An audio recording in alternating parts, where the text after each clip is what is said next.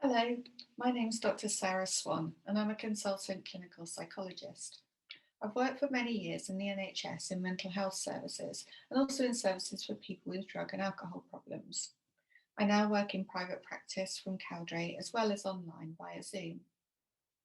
I was really pleased to be asked to do this talk today.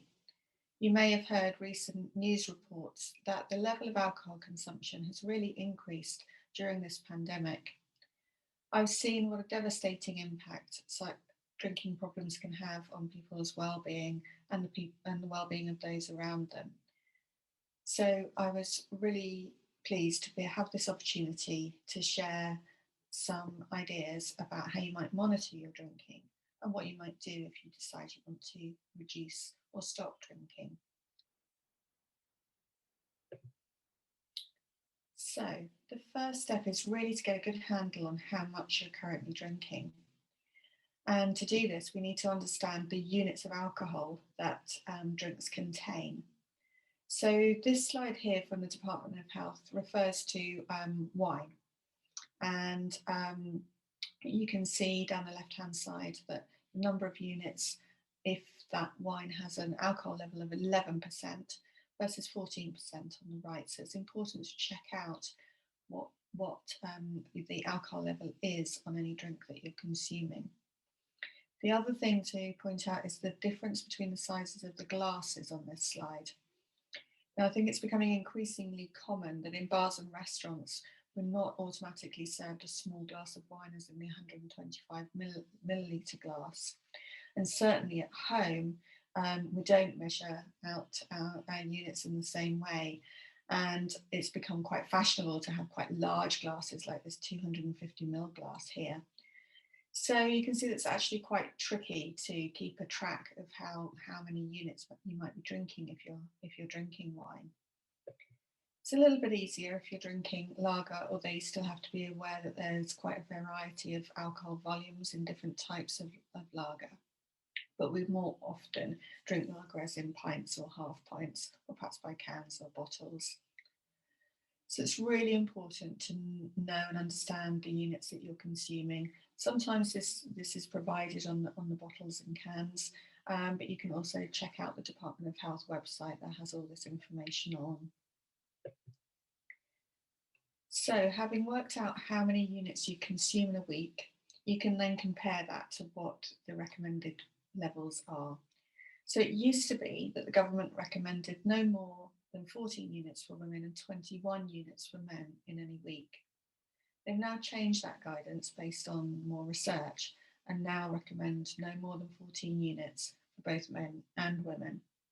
So there's an example here of what that might look like. But as I said before, tracking that via thinking about what you're drinking is the best way to work out how much you're drinking in any particular week. So then thinking about, is your drinking problematic? So often people say to me, well, I haven't got a problem with drinking because I don't need to drink first thing in the morning, or I don't need to drink to steady my hands. Well, that's really a sign of physically dependent drinkers. And actually the psychological dependence on alcohol is in some ways more difficult to overcome than this physical dependence.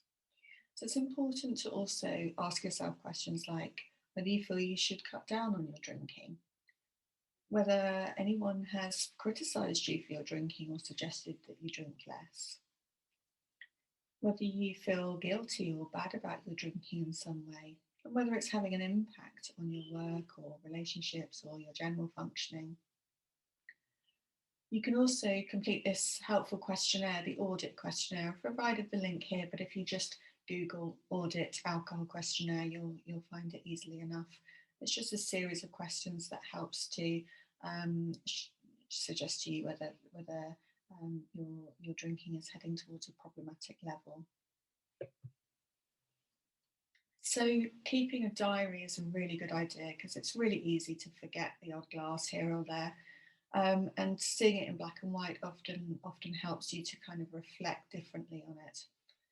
So I would suggest keeping a diary that looks something like this, recording the day and the time that you're drinking. That might help you to see patterns in these things.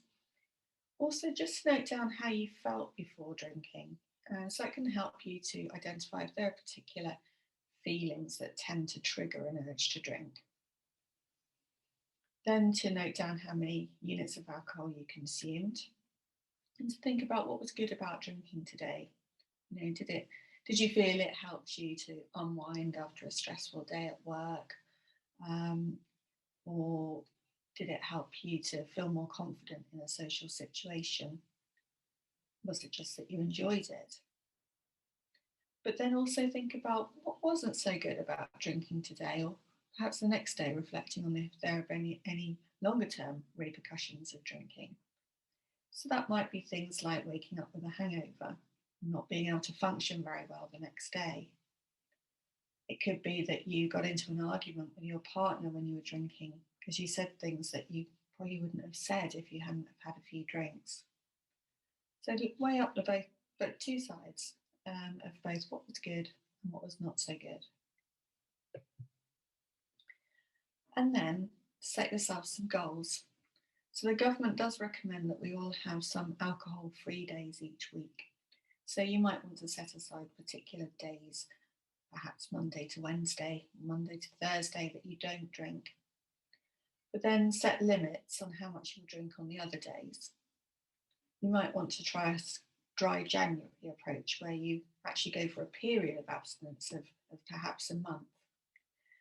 And this can often show to people, A, that it is possible to get through without drinking, but B, that there can be many positives associated with not drinking that they hadn't realised prior to being abstinent for that length of time. Sleep is one that often comes up here. So often people say that they have a drink to help them sleep. Now that might be true in terms of it can help you get off to sleep initially, but actually drinking leads to further sleep problems because your body wakes up when it starts to withdraw from the alcohol, and you're likely to wake up feeling hot, feeling thirsty, and that can impact on you being able to get back to sleep. So actually drinking can lead you to feel more tired and have more difficulties with sleep. So once you've decided on what your goal might be, it's a good idea to share that with somebody else who can help you to stay accountable for your actions. A word of warning here: if you are drinking daily, then please do speak to your GP before making any changes. It can be dangerous to stop drinking if you're physically dependent on alcohol. So please take note of that.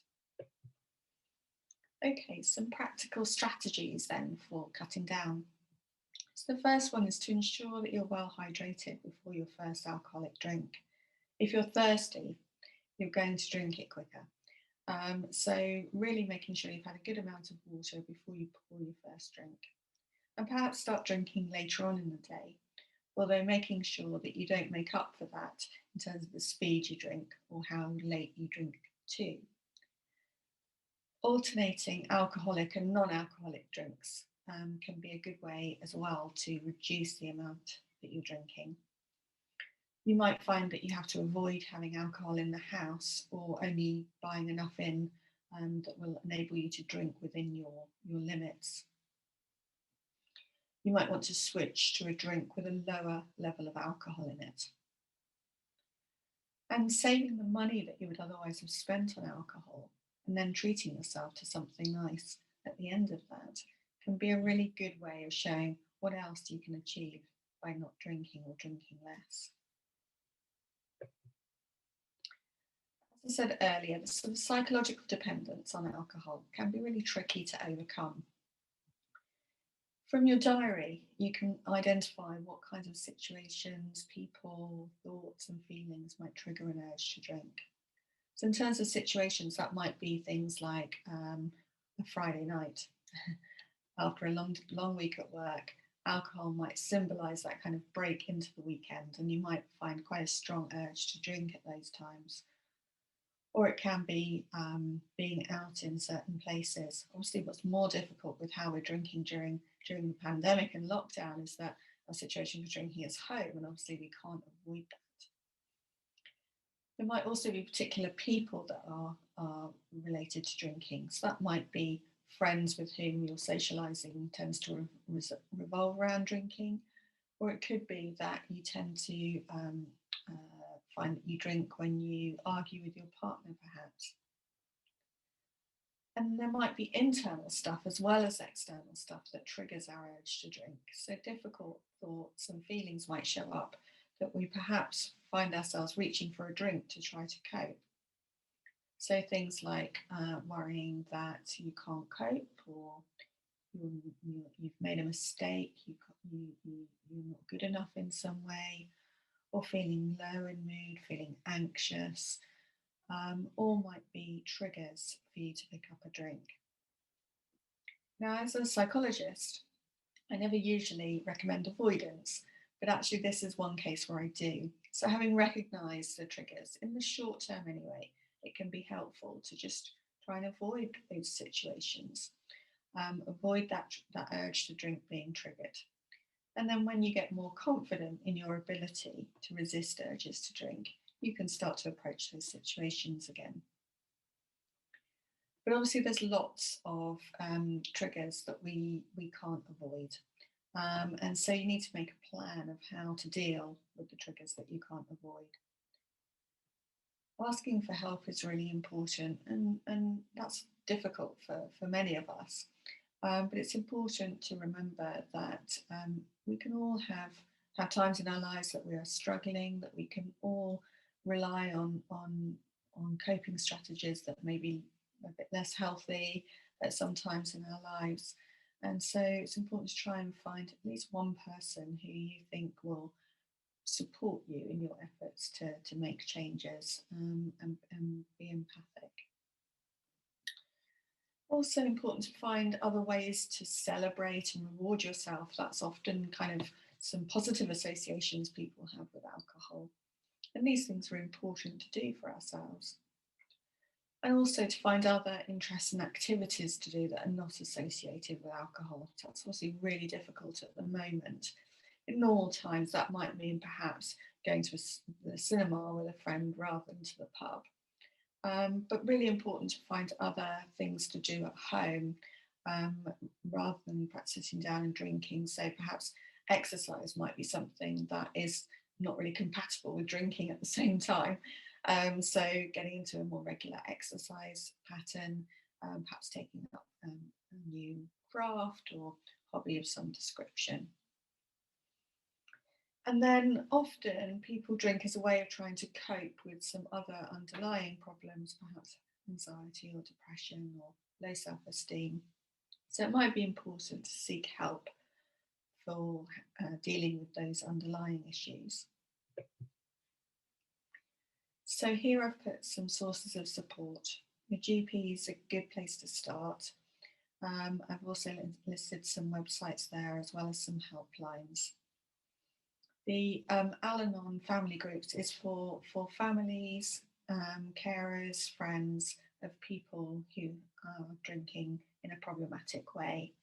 And I've put the West Sussex link there, but if you're from Surrey or Hampshire, there would be similar pages on their websites. I've also put my contact details there too. So I hope that's been helpful as a few pointers to get you started with thinking about developing healthier approaches to alcohol. And I wish you all the very best in getting through what is hopefully the last of this lockdown and pandemic. Take care.